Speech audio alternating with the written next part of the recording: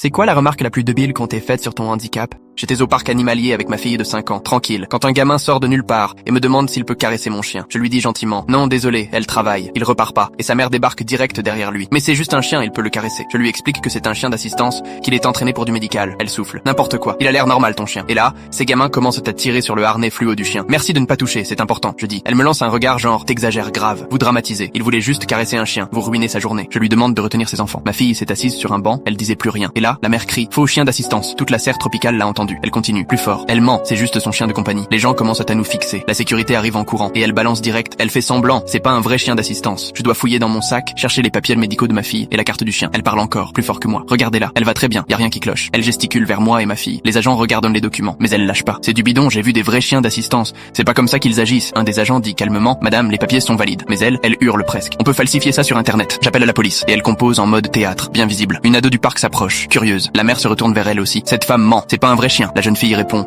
on a des règles ici. Si les papiers passent, c'est bon. Faux, je reconnais les faux papiers quand j'en vois. Elle crie de plus belle. D'autres employés du zoo rappliquent. Je dis, vous pouvez baisser d'un ton? C'est inutile tout ça. Elle rigole en coin. Ah, maintenant tu veux du calme? C'est toi qui te pointes avec un faux chien ici. Quelqu'un dans la foule murmure, lâche l'affaire, madame. Mais elle continue. J'en ai marre des gens qui trichent avec le système. Les vrais handicapés ont besoin de vrais chiens, pas de ces arnaques. La foule grossit. L'agent de sécu tente encore. Madame, calmez-vous. Les papiers sont bons. Alors votre vérification est nulle. Elle me pointe du doigt. Elle a l'air handicapée, peut-être? Une vieille dame intervient. On voit pas toujours les handicaps, vous savez. C'est ce que les tricheurs disent tous. La mère gesticule dans tous les sens. Son fils tire sur sa manche. Maman, on peut aller voir les singes? Non, pas avant qu'elle avoue qu'elle ment. Le responsable du parc arrive. Qu'est-ce qui se passe ici? Et elle recommence tout son blabla, en criant. Elle a un faux chien. Je veux qu'elle sorte du zoo. Le responsable regarde nos papiers. Tout semble en ordre, madame. Alors vous êtes tous des idiots. Elle hurle encore. C'est de la discrimination envers les familles normales. Ma fille, toujours sur le banc, se prend la tête entre les mains. Elle est clairement au bout. Le responsable dit, votre comportement devient problématique. On va devoir vous demander de partir. Je pars pas tant que justice n'est pas faite. Elle croise les bras, plantée là. C'est là que mon chien se lève. Elle me quitte, va direct vers ma fille. Elle gratte doucement sa jambe. Ma fille bascule les yeux en arrière et commence à convulser.